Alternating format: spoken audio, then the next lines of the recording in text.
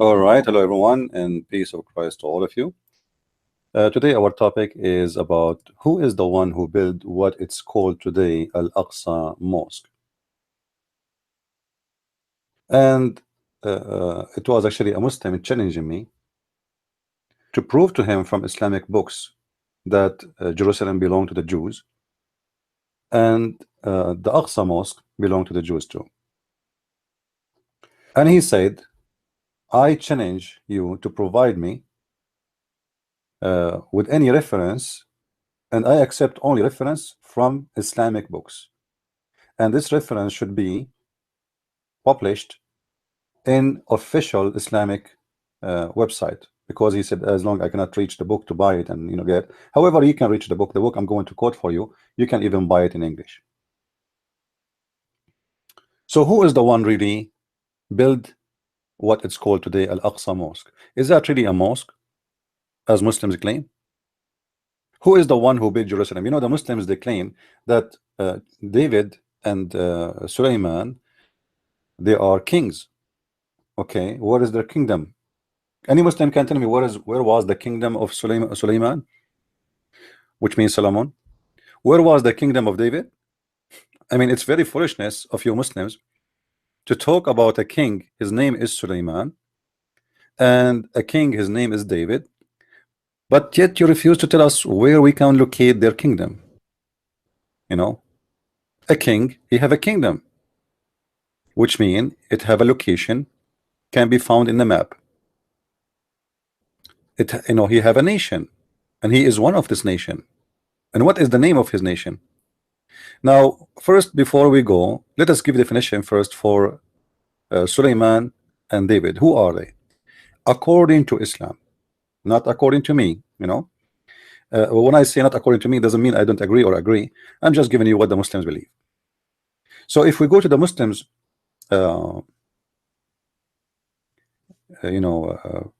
believe, we will find the following. We will go to search.com, search the truth Islamic website, and we go to chapter 6 verse number 84. You can click at any translation you wish. All right. And then you will find here it's speaking about Abraham,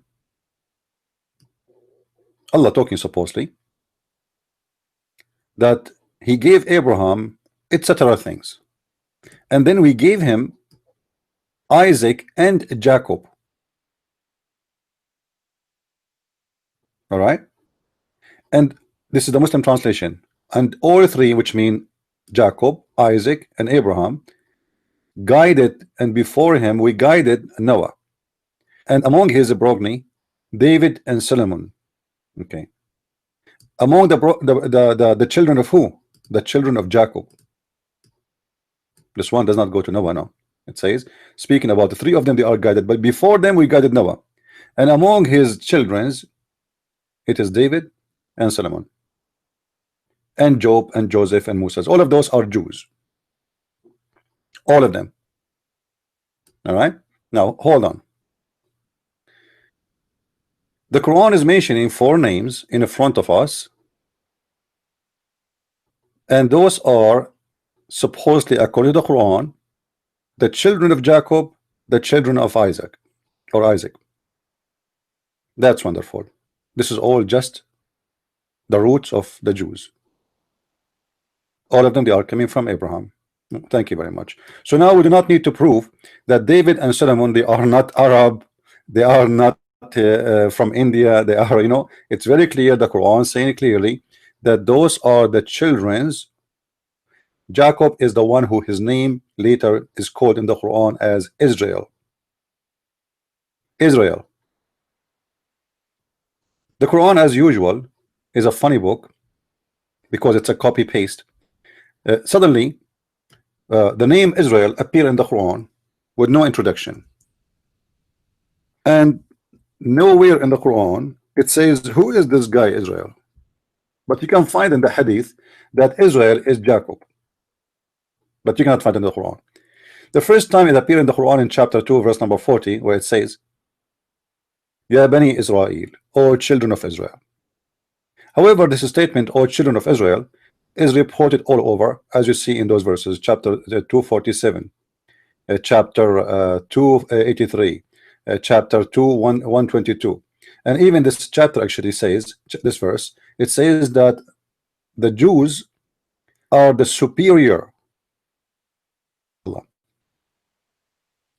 They are the superior chosen people by Allah.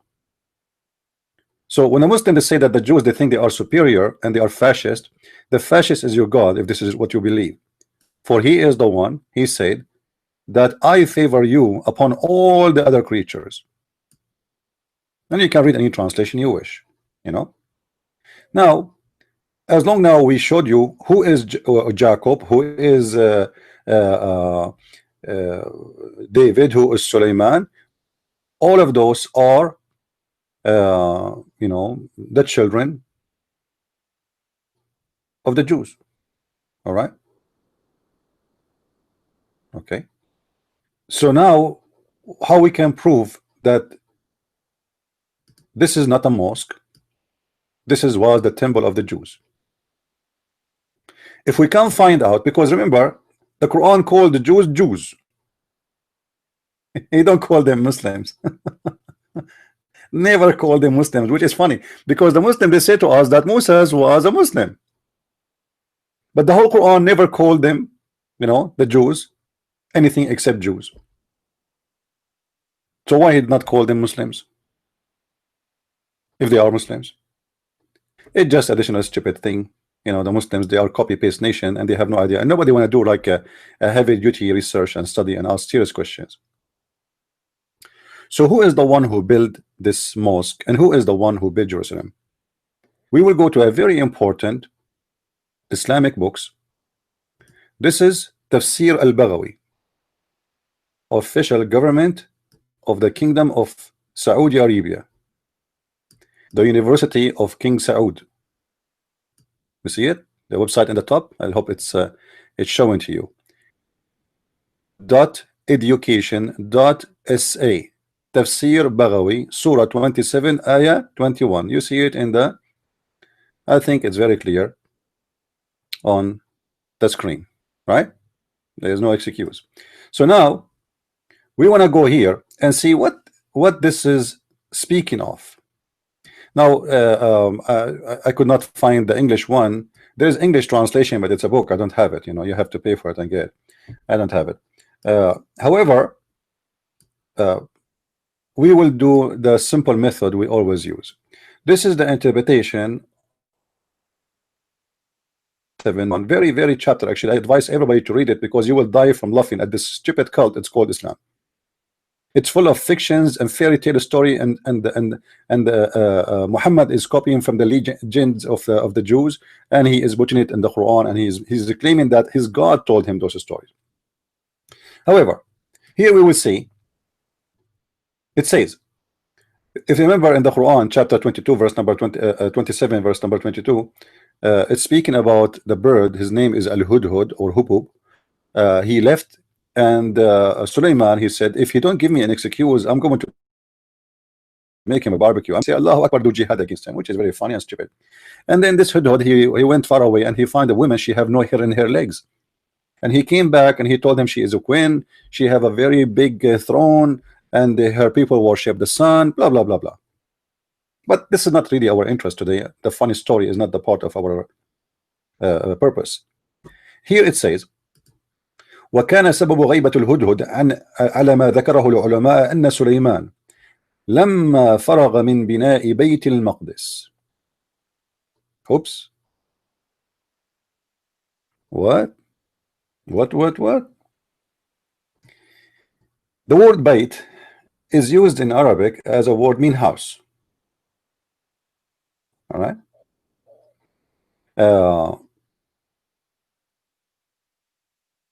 Some Muslims, they might say here the house which is talking about, it is not Al-Aqsa mosque. Okay, what it is then? Bayt al-Maqdis, this is something they copy from the Aramaic. Bayt, like we say Bethlehem, you know, Bethlehem, Beit Lahya, Beit, it's all over the Middle East. All of those are Aramaic names, and the Muslims, when they occupy those, you know, countries, they use the same, almost same names.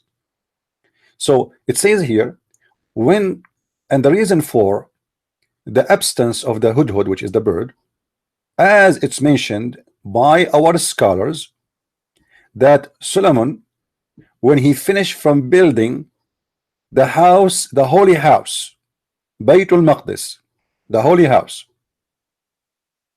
that is the temple of Jerusalem, which is the Muslims claiming that this is belong to them.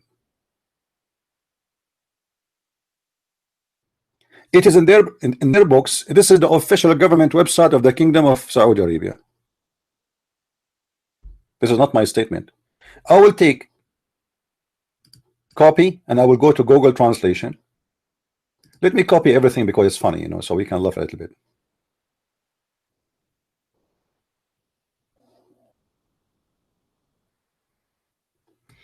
That's enough for here.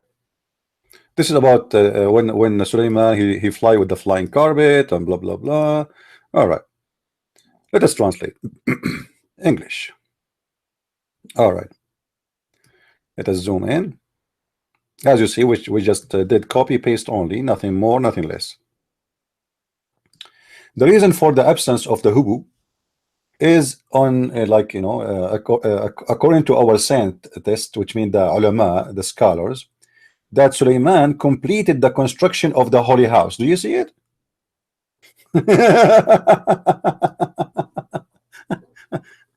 I'm not the one saying that. So who is the one who built your mosque? You claim it is a mosque. This is the temple of the Jews. It's in your books, and it says there that he is the one who built it. I mean, how stupid you to be Abdul, and you ignore. I mean, are you going to say that this is scholar Al-Baghawi, and many of them actually Al-Baghawi is just copying what the ulama, as you see here, it's the translation called them scientists. The scholars of Islam, all of them agree that the one who built the holy house, Baytul Maqdis, is Sulaiman. And who is the one who built Jerusalem? According to you Muslims, David and Sulaiman, both they built it. But both of them, they are Jewish. So even your books says it clearly that this is the land of the Jews. Not to mention, not to forget to mention that chapter 5 verse 21 in the Quran, it says it clearly that Allah he assigned this land to the Jews. We will go there after we finish reading this story. However, here in this story, as long as we prove already what we wanted to prove, that this is a city built by the Jews, and the holy temple of the Jews is built by Sulaiman, and this is belong to the Jews. So you Muslims have no right to claim that this is your land. It's a lie, and even your books proving you as a liar.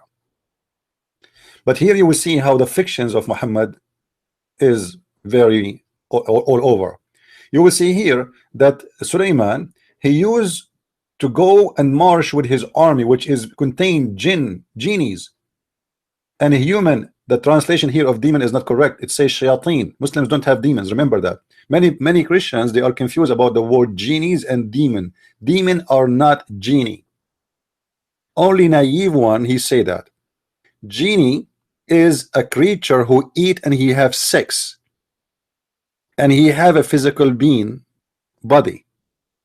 So don't confuse yourself and be a, you know, like sometimes I have to keep repeating myself. Even those who claim to be minister, they keep saying a demon. It's not a demon. This is a genie. The Muslims don't believe in demon. They don't have demon in their religion. Genie is a shaitan. The shaitan is one of the genie, and he is made from fire and gas. And the funny, Allah is going to burn shaitan who is made from fire by fire. Anyway, let him go. So he marched with an army made of genie and the human and shaitans. The reason it says genie and shayateen, because Muslims believe that some of the genies are shaitans. They are from the same kind, but some of them, they are Muslims.